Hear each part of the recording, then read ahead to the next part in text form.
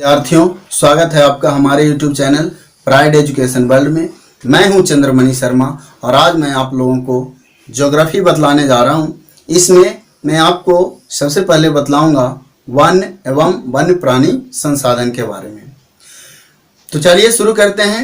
विद्यार्थियों, सबसे पहले मैं बताता हूं आग के बारे में। आग मानव सभ्यता की एक महत्वपूर्ण खोज और महान आविष्कार है, किंतु इस महान आविष्कार ने विनाश की इतिश्री भी कर दिया। विद्यार्थियों, और इसकी सबसे पहली जो आहुति है वो वन एवं वन्य प्राणियों की ही हुई। विद्यार्थियों, जब मनुष्यों ने पके हुए मांस का रसास्वादन किया, तब इसके बाद वन्य प्राणियों की आखेट और शिकार शुरू हो गई। वन्य प्राणियों के आखेट के बाद इसे पकाने के लिए और भूनने के लिए ईंधन के रूप में वनों की लकड़ियों का प्रयोग एक आम बात हो गई। विद्यार्थियों, अब मैं आगे आप लोगों को बतलाता हूं वन के बारे में। तो वन किसे कहते हैं, इसकी चर्चा करते हैं।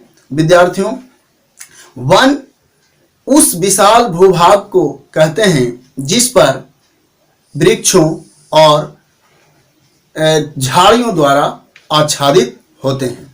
विद्यार्थियों, वन को हम दो वर्गों में रख सकते हैं, या इसे कहें वन को मुख्यतः दो भागों में बांटा जाता है। पहला है प्राकृतिक वन और दूसरा मानव निर्मित वन। अब वन के बारे में तो बतलाया, अब ये प्राकृतिक वन किसे कहते हैं। तो वैसा वन जिसको बढ़ने में, उगने में प्रकृति की गोद में स्वयं उगा हो, यानी इसके उगने में मानव का कोई हाथ नहीं रहा हो, इसे हम प्राकृतिक वन कहते हैं।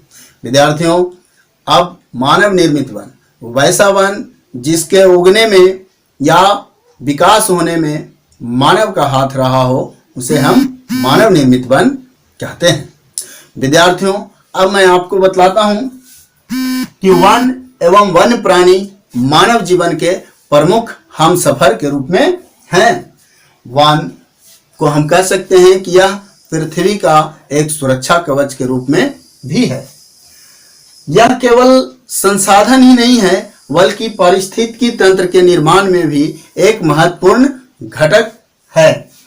वास्तव में वन प्रकृति का एक अमूल्य उपहार है। विद्यार्थियों, यह इस जीव मंडल में सभी जीवों को संतुलित स्थिति में जीने के लिए अथवा संतुलित पारिस्थितिकी तंत्र के निर्माण में भी सर्वाधिक महत्वपूर्ण है और सहायक है। सभी जीवों के लिए खाद्य ऊर्जा का यह एक बहुत ही महत्वपूर्ण है। सभी जीवों के लिए खाद्य ऊर्जा का यानी फूड एनर्जी का प्रारंभिक स्रोत वन ही है। विद्यार्थियों, भारत में वन संसाधन एक महत्वपूर्ण संसाधन है और इसकी जानकारी हमें यहाँ के लोगों के द्वारा मिलती है, या कहें हम इसकी जानकारी यहाँ के धार्मिक ग्रंथों और पौराणिक कथाओं से भी प्राप्त कर सकते हैं। आपने दादी नानी से भी इसके बारे में सुना होगा। अब मैं आपको बतलाने जा रहा हूँ वन और वन्य जीव संसाधनों के प्रकार और वितरण के बारे में। तो बताता हूं, यहाँ वन विस्तार के दृष्टिकोण से भारत विश्व का 10वां सबसे बड़ा देश है। यहाँ करीब 68 करोड़ हेक्टेयर भूमि पर वन का विस्तार है। विद्यार्थियों, अब मैं वन विस्तार के दृष्टिकोण से विश्व के 10 बड़े देशों के नाम बतलाता हूं, जिनमें सबसे पहला स्थान आता है रूस का। रूस में 809 करोड़ हेक्टेयर भूमि पर वन का विस्तार है। अब दूसरे नंबर पर आता है ब्राजील, जहां 478 करोड़ हेक्टेयर भूमि पर वन का विस्तार है, और 310 करोड़ हेक्टेयर भूमि पर वन विस्तार के साथ ही कनाडा तीसरे नंबर पर आता है। संयुक्त राज्य अमेरिका 303 करोड़ हेक्टेयर भूमि पर वन के विस्तार के साथ यह चौथे नंबर पर है, और हमारा पड़ोसी मुल्क चीन 197 करोड़ हेक्टेयर भूमि पर वन विस्तार के साथ 5वें नंबर पर है। और 6ठे नंबर पर आता है जो आप भली भांति जानते होंगे, ऑस्ट्रेलिया। यह 164 करोड़ हेक्टेयर भूमि पर वन विस्तार के साथ है। 7वें नंबर पर आता है कांगो, जहां कुल भूमि पर 134 करोड़ हेक्टेयर भूमि पर वन विस्तार है। जबकि 8वें नंबर पर आता है इंडोनेशिया। यह 88 करोड़ हेक्टेयर भूमि पर वन विस्तार के साथ 8वें नंबर पर है। और पेरू 69 करोड़ हेक्टेयर भूमि पर वन विस्तार के साथ ही यह 9वें नंबर पर है। और मैं आपको पहले ही बतला दिया हूं कि भारत विश्व में 10वें नंबर पर स्थित है यह वन विस्तार के दृष्टिकोण से, जहां लगभग 68 करोड़ हेक्टेयर पर भूमि पर वन का विस्तार है। अनुसार वर्ष 1948 में विश्व में कुल 4 अरब हेक्टेयर वन क्षेत्र था, जो 1963 में घटकर 3.8 अरब हेक्टेयर भूमि पर वन रह गया। और 1990 में और घटकर 3.4 अरब हेक्टेयर वन ही बचा। परंतु 2005 में इसमें कुछ सुधार आया और स्थिति लगभग 1948 ईस्वी के समान हो गई। अर्थात यहाँ कुल वन क्षेत्र 3.952 अरब हेक्टेयर हो गया। यह विश्व का कुल भौगोलिक क्षेत्र का लगभग 30% है। अब भारत में 2001 के में 19.27% क्षेत्र पर वन फैले हुए थे। FSI अर्थात फॉरेस्ट सर्वे ऑफ इंडिया के अनुसार 20.55% भौगोलिक क्षेत्र पर वन का विस्तार है। विद्यार्थियों, IRSP-6 संसाधन उपग्रह लीस 3 एक सुदूर संवेदी उपग्रह है, जिसे रिमोट सेंसिंग सैटेलाइट भी कहते हैं, जिसमें स्कैनर के साथ साथ कैमरे भी लगे होते हैं, जिसकी इमेजरी से भारतीय वन को समझने में बहुत ही सहायता प्राप्त हुआ है। इसकी 10वीं रिपोर्ट 2005 के अनुसार देश में कुल 67.71 करोड़ हेक्टेयर वन क्षेत्र है, जो देश के कुल भौगोलिक क्षेत्र का 20.60% है। विद्यार्थियों, वनों के विस्तार के दृष्टिकोण से अगर देखा जाए तो भारत में वनों का विस्तार एक समान नहीं है। भारत के पूर्वोत्तर राज्य एवं मध्य प्रदेश इसमें काफी समृद्ध है, जबकि अंडमान निकोबार द्वीप समूह इन सब से आगे है, जहां 90.3% भौगोलिक क्षेत्र पर वनों का विस्तार है। विद्यार्थियों, अब मैं आपको बतलाता हूं वृक्षों के घनत्व के आधार पर वनों के प्रकार। या हम इसे कह सकते हैं वृक्षों के घनत्व के आधार पर हम वनों को 5 वर्गों में रख सकते हैं। तो सबसे पहला है अत्यंत सघन वन। यहाँ कुल भौगोलिक क्षेत्र में वृक्षों का घनत्व 70% से अधिक होता है। और दूसरा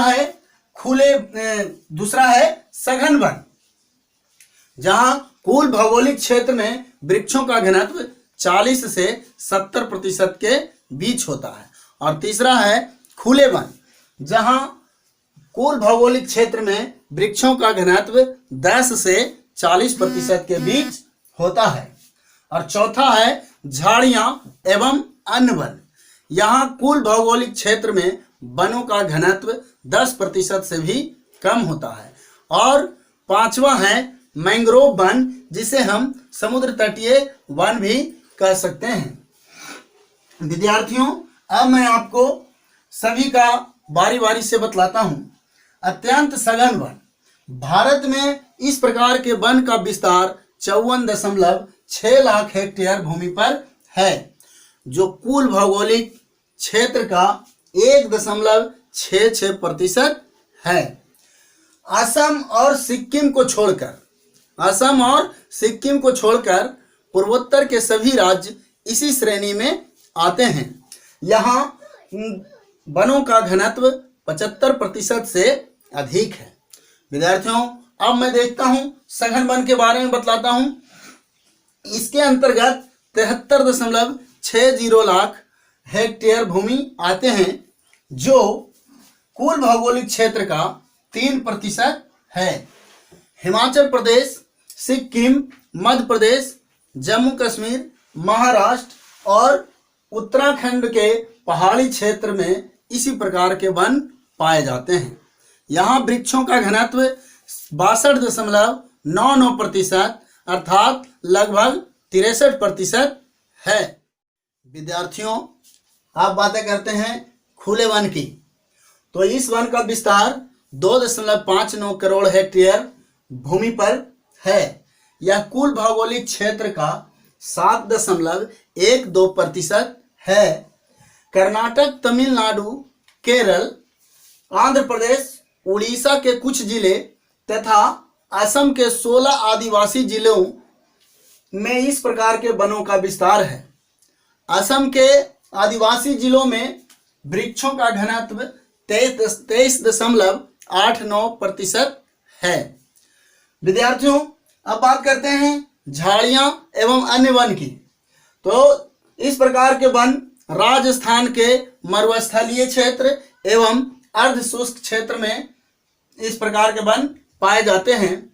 पंजाब, हरियाणा, उत्तर प्रदेश, बिहार एवं पश्चिम बंगाल के मैदानी क्षेत्रों में इस प्रकार के वन पाए जाते हैं, जहां वृक्षों का घनत्व 10% है या 10% से भी कम है।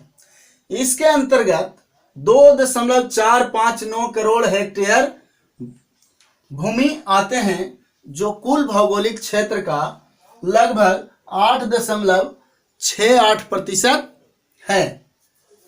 अब विद्यार्थियों, मैंग्रोव वन की बात करते हैं। तो मैंग्रोव वन विश्व के तटीय वन क्षेत्र का, यानी मैंग्रोव वन का मात्र 5% यानी कि 4500 किलोमीटर क्षेत्र ही भारत में है, जो समुद्र तटीय राज्यों में फैला हुआ है, जिसमें आधा क्षेत्र पश्चिम बंगाल के सुंदरबन में फैला हुआ है। इसके बाद गुजरात और अंडमान निकोबार द्वीप समूह आते हैं। कुल मिलाकर बात की जाए तो भारत के 12 राज्यों एवं केंद्र शासित प्रदेशों में मैंग्रोव वन हैं। इनमें आंध्र प्रदेश, गुजरात, कर्नाटक, महाराष्ट्र, उड़ीसा, तमिलनाडु, पश्चिम बंगाल, अंडमान निकोबार, पुडुचेरी, केरल और दमन दीव शामिल हैं। विद्यार्थियों, देश के कुल भौगोलिक क्षेत्र का मात्र 0.14% अर्थात 4.4 लाख हेक्टेयर भूमि पर ही मैंग्रोव वन का विस्तार है। इनमें 47.6% पश्चिम बंगाल में है, जबकि गुजरात में 21% क्षेत्र पर मैंग्रोव वन फैला है और अंडमान निकोबार द्वीप समूह में 14% वन क्षेत्र फैला हुआ है। विद्यार्थियों, अगर बिहार की बात की जाए तो बिहार में वन का विस्तार की दृष्टिकोण से बिहार में दयनीय स्थिति है। बिहार विभाजन के बाद इसमें और ही गिरावट आ गया। जब बिहार और झारखंड एक साथ था तो बिहार में कुछ वनों की स्थिति अच्छी थी, लेकिन जैसे ही इसका विभाजन हो गया तो यहाँ कुल कृषि योग्य भूमि ही शेष बचा। फिर भी यहाँ पर वनों का विस्तार मात्र 6,764.14% या 6,764.14 हेक्टेयर भूमि पर ही वन बच गया है। विद्यार्थियों, और बता देता हूं, जो कुल भौगोलिक क्षेत्र का 7.1% है। बिहार के 17 जिले में तो वन बिल्कुल ही समाप्त हो चुका है और इसके अलावा पश्चिम चंपारण, मुंगेर, बांका, जमुई, रोहतास, नालंदा आदि जिलों में कुछ स्थिति वनों के विस्तार में अच्छी है, जहां 3700 किलोमीटर क्षेत्र इसमें आता है या 3700 किलोमीटर क्षेत्रफल आता है। विद्यार्थियों, अगर आपका हमारा वीडियो पसंद आया हो तो इसे अपने दोस्तों के साथ शेयर करना, लाइक करना, और अगर आप हमारे वीडियो पर हमारे चैनल पर नए हो तो इसे लाइक, शेयर, कमेंट करना और सब्सक्राइब करना, साथ ही बेल आइकन को दबाना ना भूलना, जिससे कि हमारा वीडियो सबसे पहले आप तक पहुंच सके। वीडियो देखने के लिए आपका बहुत बहुत धन्यवाद।